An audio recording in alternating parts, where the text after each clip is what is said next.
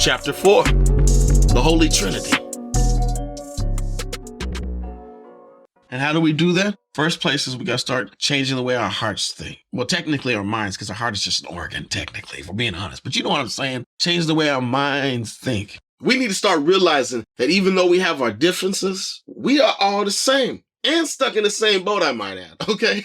If the world goes under, we all go under, okay? So why not just come together as one and make it better for everyone? All right, like ants. All them numbers, they work together as one. They work for the queen. They live for that queen. And eventually, they're going to die for that raggedy ass queen. But at least they got commitment. At least they got consistency, baby. And they stronger than a motherfucker. You'd be surprised. They're one of them surprise you animals. You'd be like, oh, okay, you don't just live twice your weight. Show off much, playboy. But our queen per se shouldn't be a person, place, or thing, but rather an idea. And that idea, just spitballing, just throwing some stuff off the top of my head, is the betterment of all mankind. Do you hear me? All mankind. All good mankind, at least. And womankind, don't want to forget them. Because they be like, where's the woe? Where's the woe? It's right beside us. We haven't forgot the woe. Woohoo! You know what? Humankind should probably just cover it all, right? If I say humankind, it'd just be like, okay, he's talking to all of us, right? Unless you're one of those extras, then you want to be like, don't forget the humankind. Okay, we didn't forget. Oh, damn, I forgot. There's more than just you know what? We ain't gonna get into that. You know what's so funny about them extras? They'd be quick to say some shit like that. But when you're talking about the evils and the powers that be, that 1%, you can say man all day and they ain't gonna raise one hand and say nothing to object. They'll be like, yes, amen, say it again, preach, you're saying it to the choir, you're singing it to the choir. Woo! I couldn't have said it better than myself. Yes, they are so evil. A regular old evil men's club. Yeah, all right. Bet the evil club has more than just man and woman, black and white, has every color, gender in sight. Don't be delusional. Shit. In the first place, we need to start making the changes in our education. We need to start freeing it up. America says it cares for us. It only wants the best for us. Then why aren't they teaching our children what they really need to know? That real knowledge? They give that away at a price, and a hefty one at that, with an interest rate that would make Jews jealous. You hear me? I'm talking about green from head to the toes. Green for sure. You know why? Because dumb is more profitable and easier to control. Not everybody can afford a better life. Do they really want no child left behind? Then prove it. Let's not just make education better. Let's make it free. An education that will not only teach our kids how to go out into that world and make a living, but a difference. Yeah, reading, writing, and arithmetic are essential, but people need to also learn how to budget, how to pay bills on time, how to get and keep a job, how to prepare for tough times. They also need to teach us the ins and outs of all the laws. But they don't want to do that, because you know why? Crime is another way to get paid, baby. So I guess there is a real legitimate reason why they wouldn't want to teach us. Yeah, real legitimate.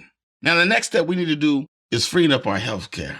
You know what makes me laugh? And not in that good, that was hilarious. No, more in that, ooh, you cold son of a bitch. I'm about to stick my foot up where the sun don't shine real quick. Is how some doctors literally come across like if they would say, you know, the Good Samaritan just cruising down the street in his new Bentley when he comes across the beaten and robbed stranger. When the dude asks for help, the doctor replies, hell yeah, I can help. I'm a doctor, baby. That's what we do.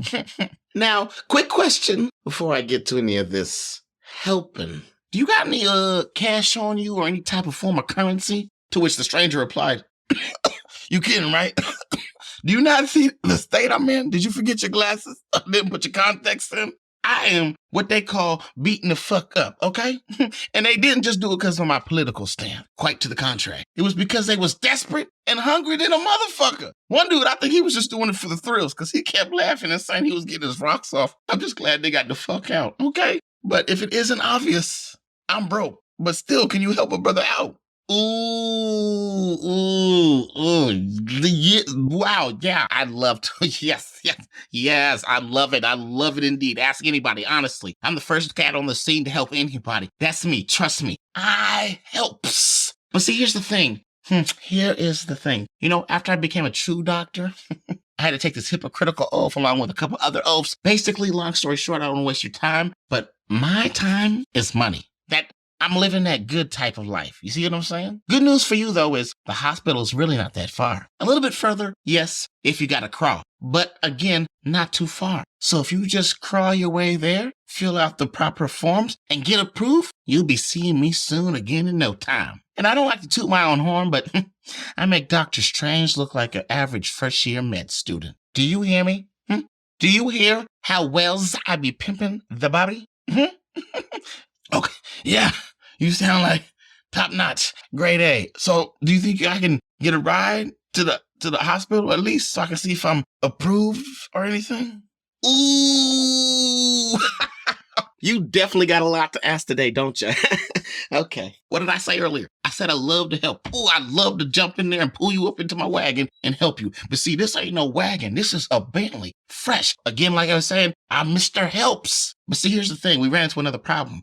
That's a Bentley and a new Bentley. And the interior inside, magnificento. It is to die for, okay? You are profusely bleeding. Like you're literally gonna bleed out. And the last place you want to bleed out is in this fancy Bentley, okay?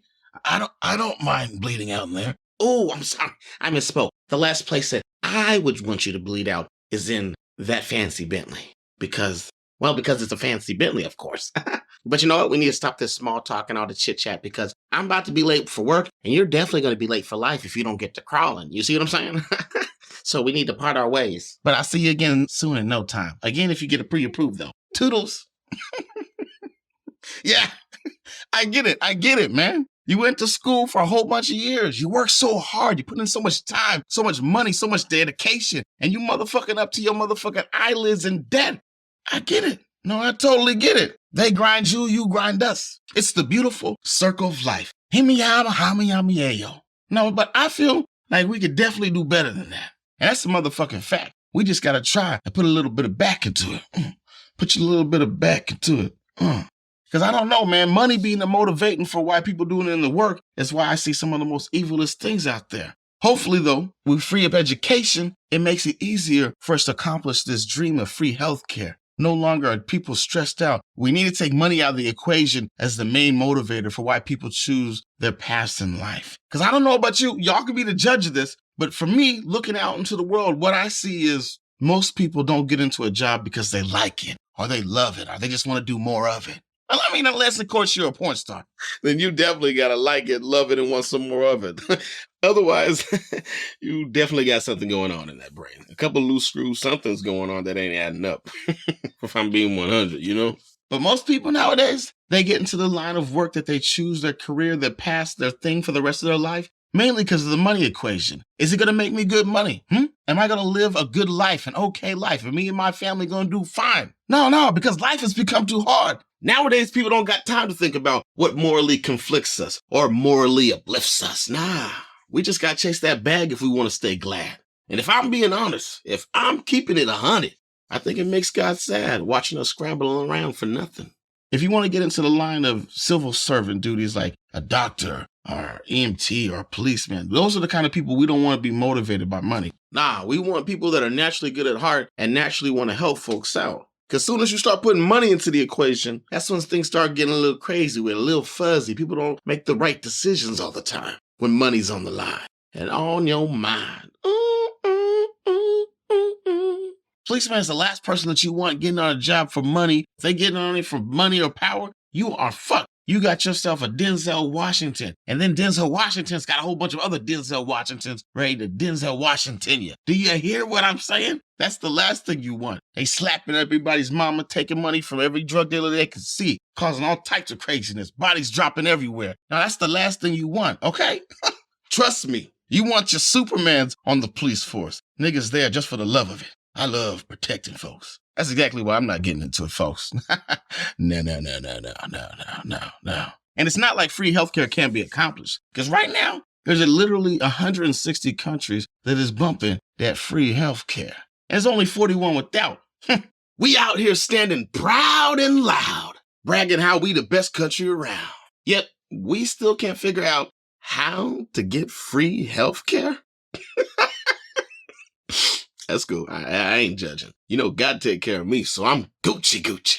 It's like we the people, we can't afford to get sick. Some can't afford to live. Most can't afford to die.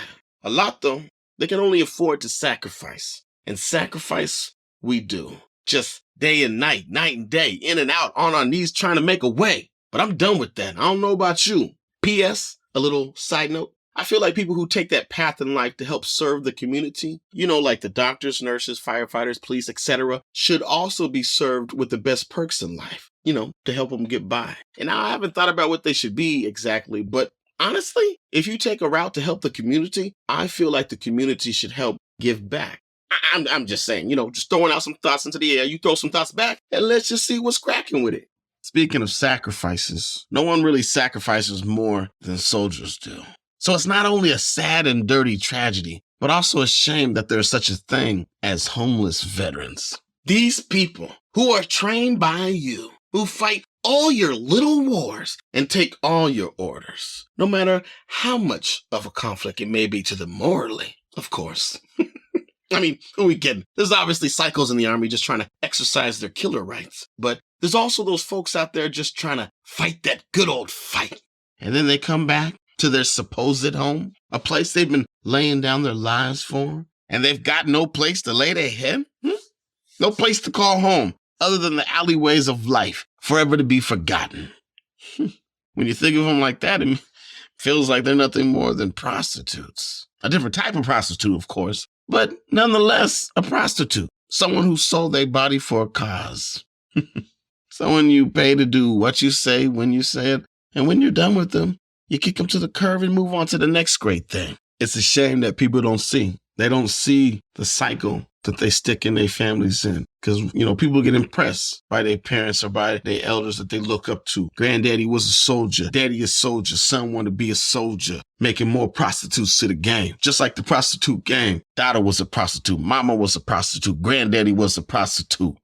Not saying that some people can't break the mold, but when it comes to the nature versus nurture thing, where people are always like, is it nature or is it nurture? It's honestly both of them. Yes, nature, which is DNA, plays a big role in upbringing someone. But nurture also plays just a big or even bigger role, actually. The way you raise up a child from the things that you do or don't help to shape them, depending on who they are, to be honest with you. Because at the end of the day, you could take some demon seed and turn it into a saint, or take some saint seed and turn it into a demon, depending on the ingredients and how much you use for the equation. You see what I'm saying?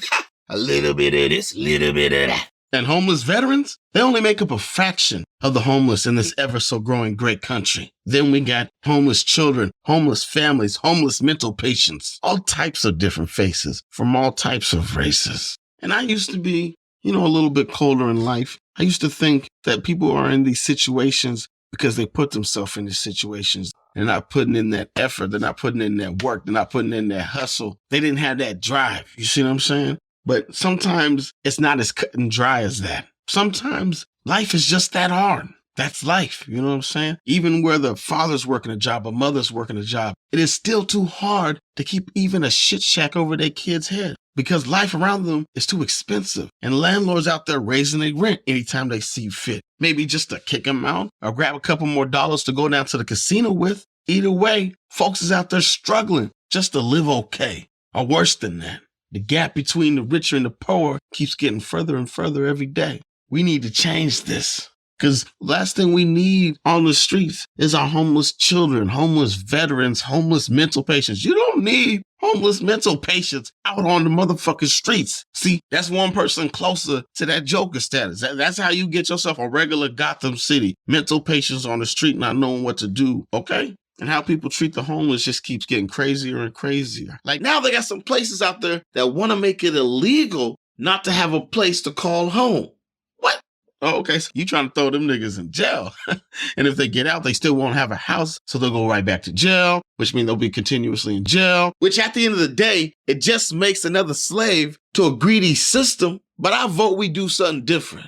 Yeah, it's time we think outside the box with this one. That's why I want to propose federally funded apartments for all. Catholic, Christian, rich, poor, black, white, Muslim, etc. It doesn't really matter. You could live here. And all apartments, just spitballing some numbers I didn't really calculate it, like 1 bedroom, 100, 2 bedrooms, 200, 3 bedrooms. You get the point. And rent can never be raised. All tenants, though, they're going to have to pay for what they use. You like to take extra long showers and run that water? Or you like to keep all the lights on, run electricity? You going to pay for that. You like to rough house creating holes? Or you just one of those emotional motherfuckers that start breaking your own shit when you get angry and want to throw fits? Then you going to have to fix it. Only time the government's jumping in is when natural disaster hits. Or, you know what I'm saying, a faulty part or due to failure over time.